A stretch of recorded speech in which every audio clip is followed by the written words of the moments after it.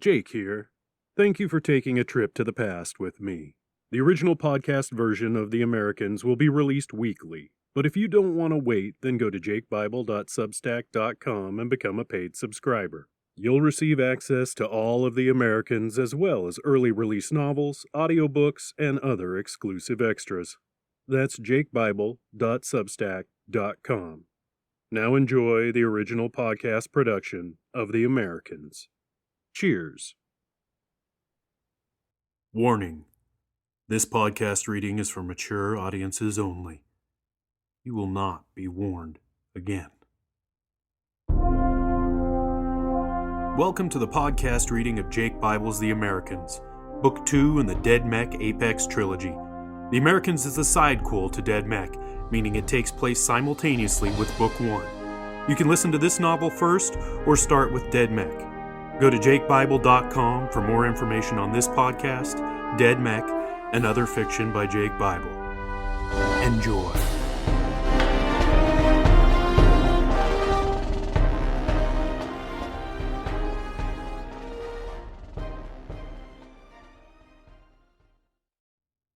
Hey all, welcome back to more of The Americans. I hope everybody's been enjoying it so far. Getting a little crazy exciting now, huh? There's some action, there's some battle, some blood, some guts, some zombies, some metal, some bullets, some bombs, some crazy shit going on. Oh, I'm just a violent genre poet, you know it. I just cracked myself up on that one. Oh my God. All right. Well, hey, you know what? I want to thank everybody who's already purchased the ebook of The Americans. And for those of you who are looking for The Americans in print, it is currently being formatted. We're getting that cover together. I'm going to get it through CreateSpace all printed up nice. So it will happen before Christmas. All right, folks? You will be able to get those handy dandy little print copies for you, your friends, your family, your co-workers, random strangers on the street. Yep, you'll be able to do it. It's pretty awesome. If you haven't gotten the ebook, feel free to do that. $4.99. I said there would be autographed copies of the ebook available, and I'm still getting that all set up.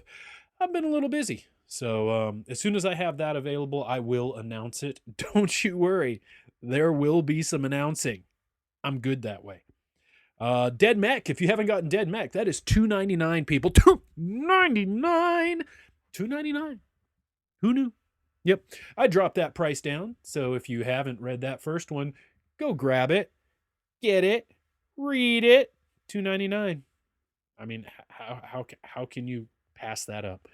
Americans is $4.99. That's fair for a 100,000 word novel. I think so. Yeah. Got a few things else out there. You know, there's Bethany and the Zombie Jesus, that collection. There's 31 Days of Halloween.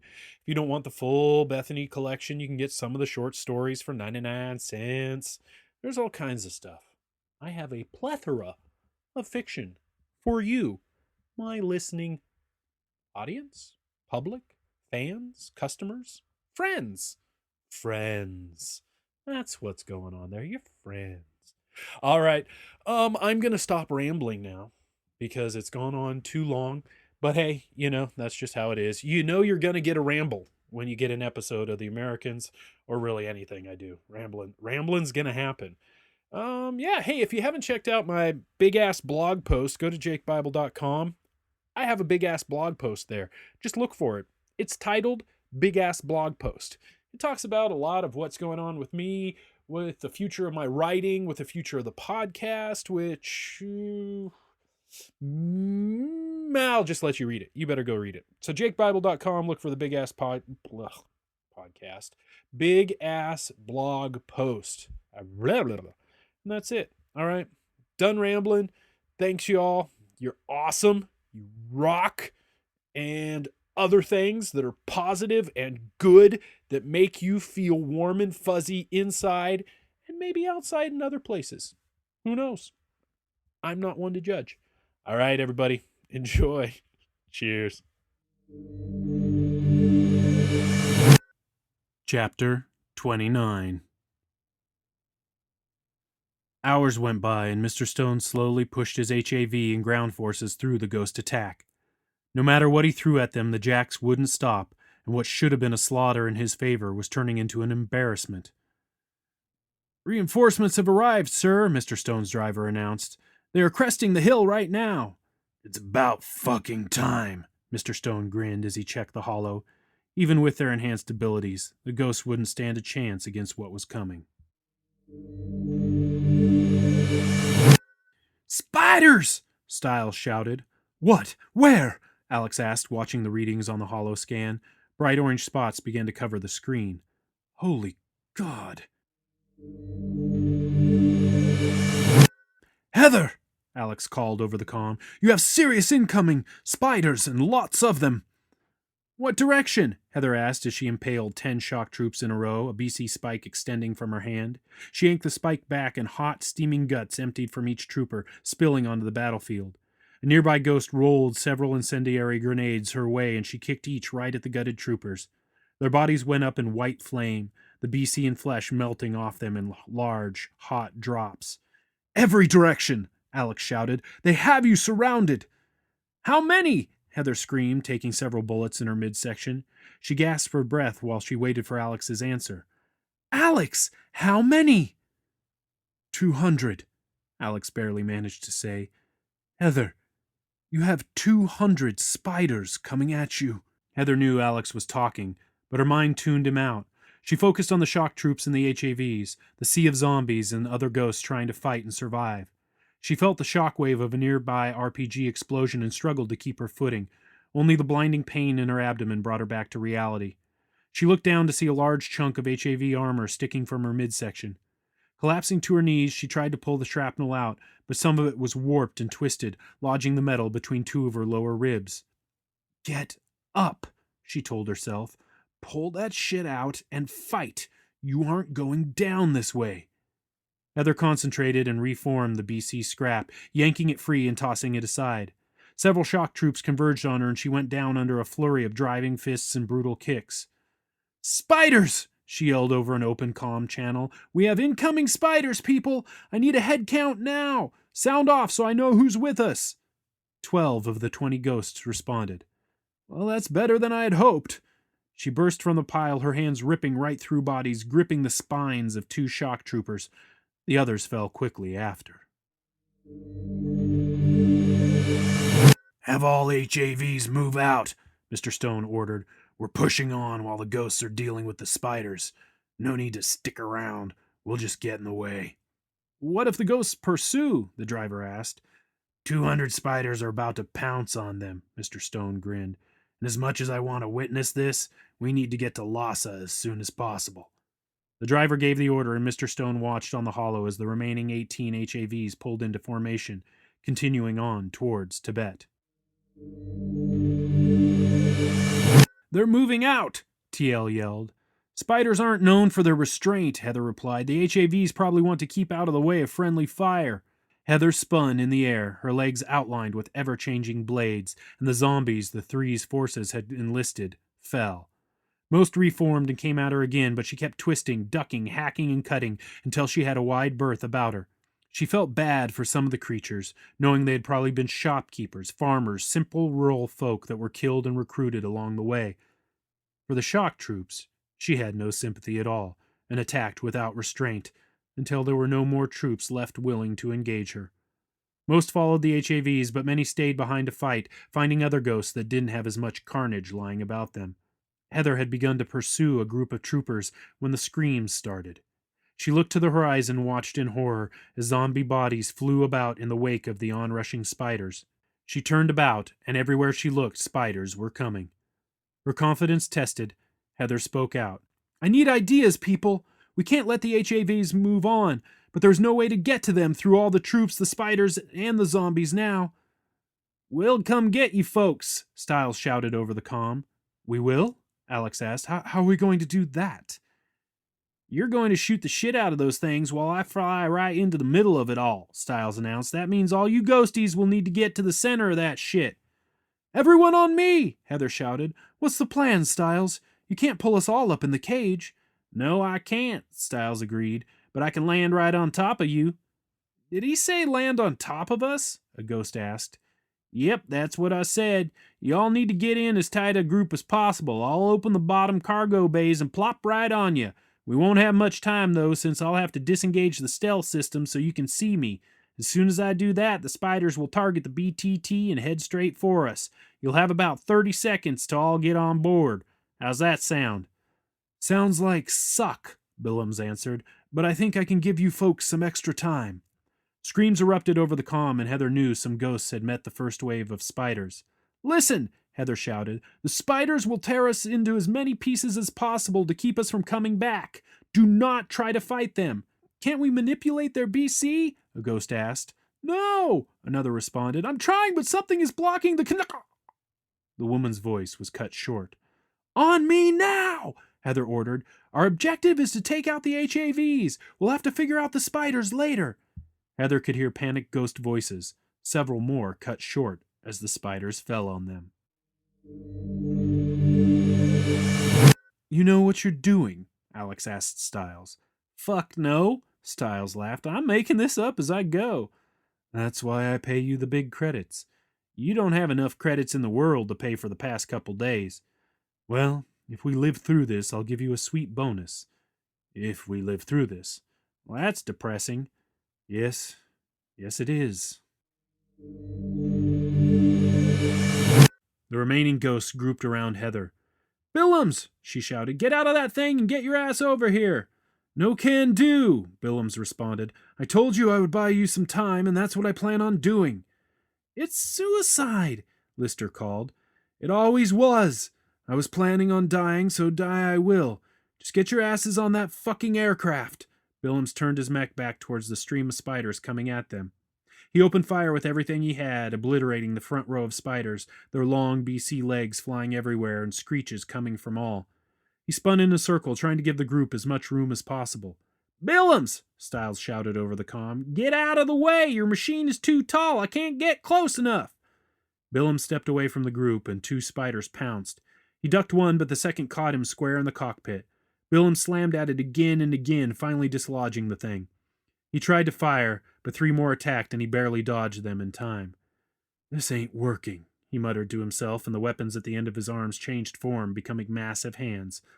Let's go at it, motherfuckers! He punched with fists and blocked with forearms, sending many spiders back into the others, tangling them up and slowing their attack. The group could feel the air above them shift, and suddenly the BTT was there. They all stood stock still as it hovered inches above the ground, swallowing them up in the cargo hold. They scrambled inside, grabbing onto anything they could as the BTT's cargo bay shut and the aircraft accelerated away. Heather sprinted up out of the cargo hold and burst into the cockpit. Show me the holo, now! Good to see you too, sweetheart, Alex grinned, but obliged Heather, zooming the holo in on Billums. The man-machine fought on. For every spider he crushed or tossed, 5 more replaced it. His massive metal limbs flew in all directions, fighting desperately to keep the spiders from leaping up at the BTT. 10 spiders attacked at once, taking out Billums' legs. The ghosts, now all gathered at the cockpit door, gasped, and some turned away as bits of BC were shredded from Billums' mechanized armor. The comm crackled to life, and Alex put it through the speaker. I've got something else up my sleeve, he gasped. Tell my son I love him. They all turned away as a blinding bright light erupted below, and Alex cut the holo. Fucking punch it, Styles! He just detonated something big! Styles accelerated as quickly as he could, and the ghosts flew back from the cockpit door, their bodies tumbling over the seats and against the walls. The BTT hit Mach 2 and was away from the blast area before the shockwave could knock them from the sky. Okay, Heather screamed, her body wedged into the doorframe of the cockpit. We're gone! Styles slowed down, and Alex brought up the holo scans. Now, let's find those fucking HAVs, Alex growled as he searched for the Three's forces. General Millman sighed and rubbed at his tired eyes. He saw the holo scan of the battlefield detonation and knew that it was all over. What do the other scans say? He asked a tech seated behind him.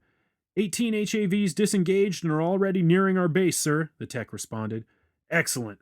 Once they are in range, then detonate, General Millman ordered. Let's make sure they can't pursue. Yes, sir.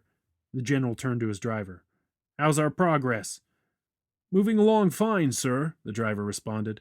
All drivers are being relieved every 8 hours. At our steady pace, we will reach the coastal rendezvous in 36 hours. As long as we don't run into trouble, the general added. God willing, sir. Leaning back in his seat, General Millman said a silent prayer for the good souls that were lost in battle, and for the souls under his watch that were still alive and trying to get to safety. He hoped they could get to the coast without incident. But he knew better. So what's the plan? Alex asked Heather. Gonna drop again?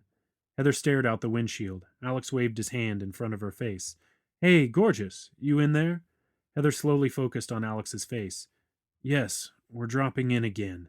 We have to stop the HAVs. Even if they can't catch up to our folks, we have to stop them from infecting more people. This could spread to epidemic proportions in just days. Sounds of retching and wet splashes echoed from the cabin, plus a couple low moans. What's going on in there?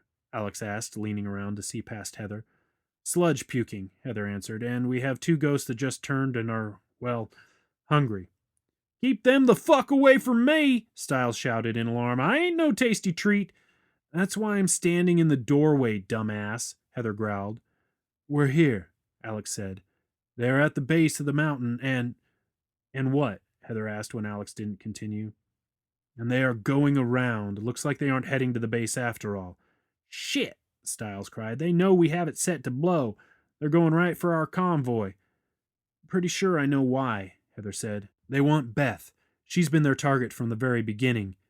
An actual working vessel would be pretty handy. You could transport nearly limitless information without detection, or risk of the info being deleted or erased.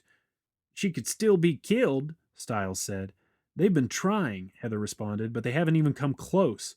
That makes her even more valuable. Imagine what they could do with working vessels and their nanotech. Not to mention the knowledge gained from Dr. Lisbon's experience. I'll get the general on the comm, Alex said. Stiles, you get us ahead. We're dropping the ghosts on the ground instead of an air attack. Heather, you get everyone ready. We need skills sharp. Hopefully we can take them by surprise. Warnings blared in the cockpit. Stiles, what's going on? Missile lock! Stiles shouted, and the BTT banked a hard right. I don't know how, but they spotted us. They must have figured out a way when we came out of stealth back there. The spiders must have scanned us and sent them the specs. No, it's us. Me and the ghosts, Heather said. It's their tech in our bodies. That's what they scanned for. They just knew to look up. Shouldn't the stealth tech block the scans? Alex said, looking at Stiles. Sorry, Chief, but when you and I designed this thing, we weren't counting on zombie virus nanotech being on board. Who knows what signal that shit gives off? Looks like we drop, Heather stated. They're gonna see us if we land in front. There's no way to ambush them. You better get everyone ready, Stiles insisted. I'll try to dodge these missiles, but eventually they'll get us. I'm on it, Heather said, turning from the cockpit to the ghosts in the cabin. Okay, listen up, people.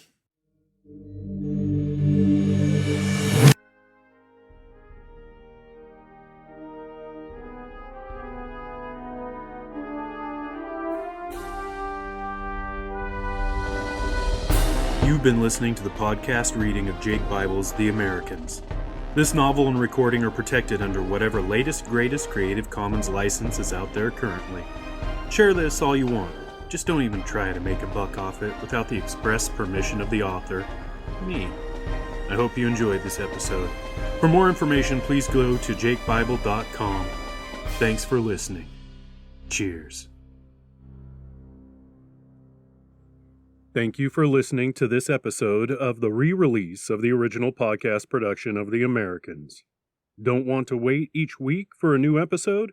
Go to jakebible.substack.com and become a paid subscriber. Want more audiobooks? Go to jakebible.com for info and access to dozens of Jake Bible fiction audiobooks and ebooks. Cheers.